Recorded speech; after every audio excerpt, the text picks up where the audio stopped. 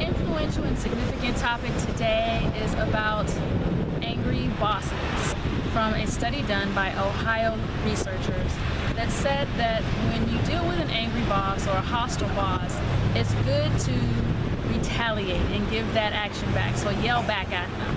I think that depends on your level, but what the studies show is that you feel a little bit less like a victim when you return the hostility. By doing passive-aggressive things like ignoring what they said, or don't know, or you don't understand what they said to you. I don't recommend that. I think passive aggression is really a sidestepping way to get out of it. But if you feel more comfortable doing that, then studies show that it works. I recommend actually talking to your boss and telling your boss that that is not an effective way. Yelling or doing hostile behavior is not an effective way to get the result out of you. I highly recommend the assertiveness script, or learning how to just communicate with your boss. I had a situation once where I had a boss that threw a fit. He threw a total tantrum in the office. He was cussing, he was throwing things, he was kicking the file cabinet, he was doing all kinds of things. And I basically walked out. I left and I basically told them that I will be back tomorrow. I'm not coming back today. I will come back tomorrow because I do not feel comfortable in this environment. When I came back the next day, he apologized for his behavior. And I let him know at that time that that was not an effective way to operate around me. So by using your words and communicating, that is definitely a better way to get your message across.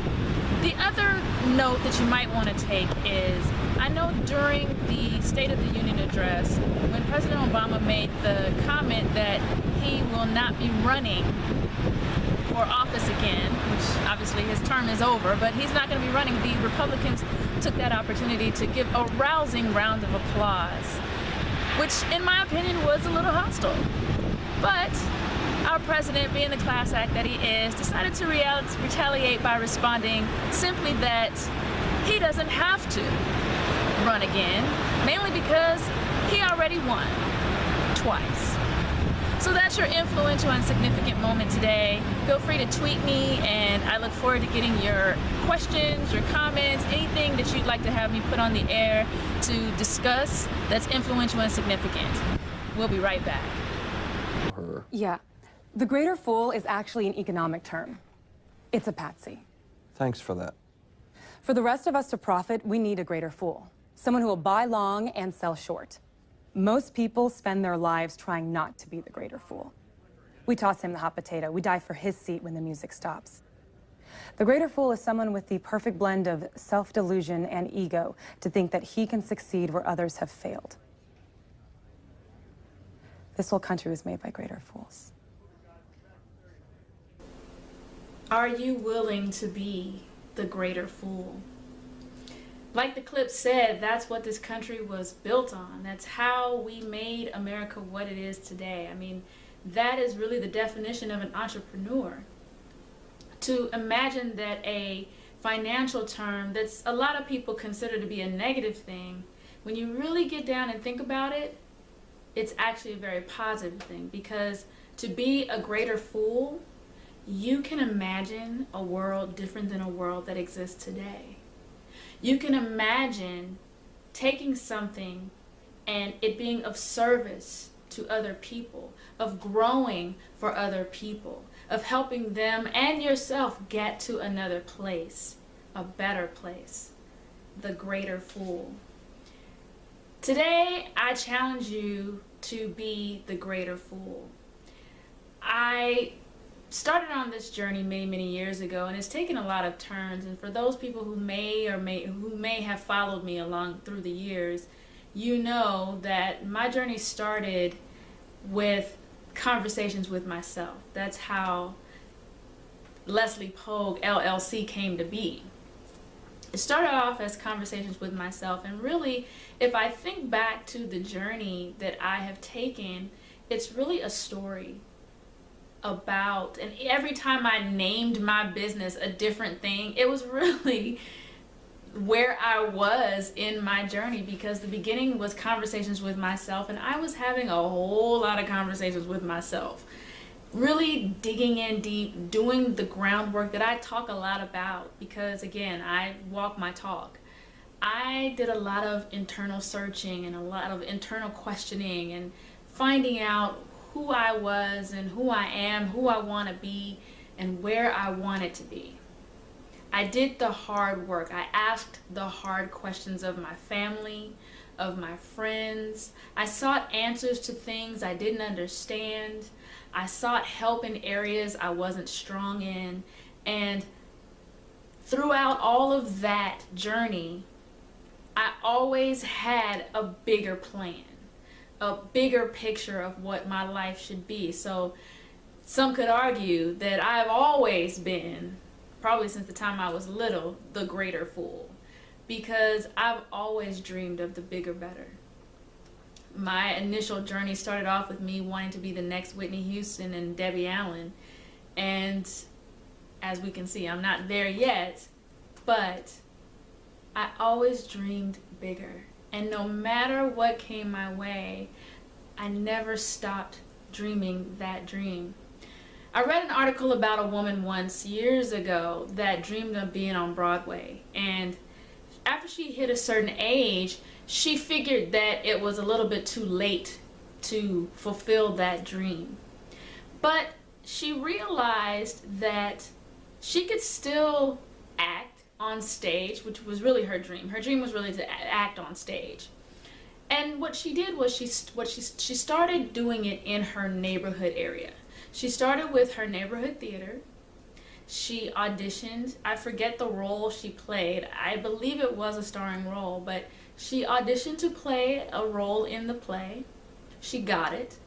She was playing in the play. The play went onto a bigger stage and a bigger stage. And one day she did find herself actually in a play on Broadway. I love that story because it really shows that you never know where your journey is going to take you once you start down that path, but you have to start. One of my favorite quotes is, "The journey of 1,000 miles begins with a single step." That really sums up, just go grab the pen, buy the whatever it is, get started, be the bigger fool. What I hope to pass on in this message is to get you thinking about what change you want to be, really. What legacy do you want to leave? And I want you to think past your home, past the stereotypical American dream stuff, the home, the family, the stuff of life. I want you to think about you as an individual, because that's really what our human condition is all about. It's us as people, as individuals, and what we contribute to the whole picture, to our family, to our community, to those around us that we come in contact with. Be the greater fool and pass on what you've learned. Find out more, learn more, and make a difference in a way that even you didn't expect. I've shared the story a lot, really, of how the start of this journey was for me, in that I did a radio show on Voice America. And one day I got an email from a woman that was in an abusive marriage, and she emailed me to tell me that she came across my show, and my show had stopped running at that point, but she came across my show in the reruns, and whatever it was I said in my messaging, it gave her the courage, the strength to leave a bad situation. She was a greater fool in that moment, in that she saw another life for herself. You never know whose life you're going to touch when you imagine things to be different. And yes, they could be profitable. I mean, let's look at the Rockefellers, the Vanderbilts, the Morgans, JP Morgans of the world. They were definitely greater fools.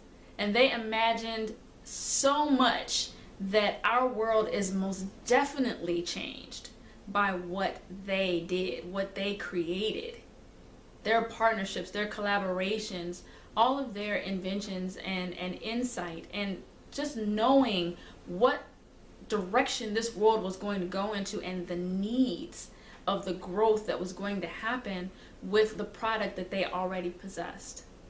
You already possess a product.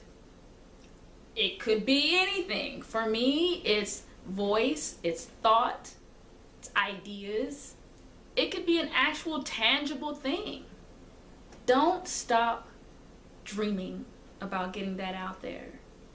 Move forward and let the world know that you're here. Help the world in a way that improves it. Allow people to move forward with something that you contributed, because that's why we're here, to help move things along. We'll be right back. 28 Days to Happy is a daily guide to walk you through acknowledging and accepting the truth about what's really going on in your world, to forgive yourself and others for the wrongs you feel have been done to you, and ultimately to identify and celebrate the happiness that is always there no matter what comes your way. The positive side of the bad stuff is a handy companion when you need a pick-me-up. It's a collection of blogs that speak primarily to personal soft skills that we all manage every day, from joy to grief, from who cares to self-care.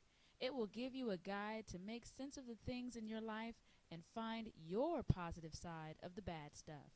Both books are available now at Amazon.com and my website at www.softskillsdirect.com. So as we wrap up today, I want you to be the greater fool and have the ego big enough to imagine a world different than how you found it. Go out there and make a difference. Go out there and have the courage to see a better place, to see a better world, and have a hand in making that change. Because as I've said before and will continue to say, you always have the power. You already possess everything you need to do whatever it is you want to do. So by being the greater fool, when you hear that term, or if someone says you've lost your mind, or that's foolish, or what are you thinking, that'll never work, listen to that inner voice and hear this message of saying, yes, but that's me being the greater fool. It's not necessarily a bad thing. It's all in how you look at it. So until next time, please check me out, subscribe to my channel, and Facebook me and tweet me, and always reach out to me. I look forward to hearing your comments and your questions. Any future ideas, I'd love to have them on the show. If you have an idea and if you're enterprising and doing some stuff, I'd love to talk to you. So maybe we can bring you on the show. Until next time, I look forward to being with you, and thank you so much for joining me each week here at the Positive Side of the Bad Stuff. I'm Leslie Pogue, your host. Until next time, go, be, do.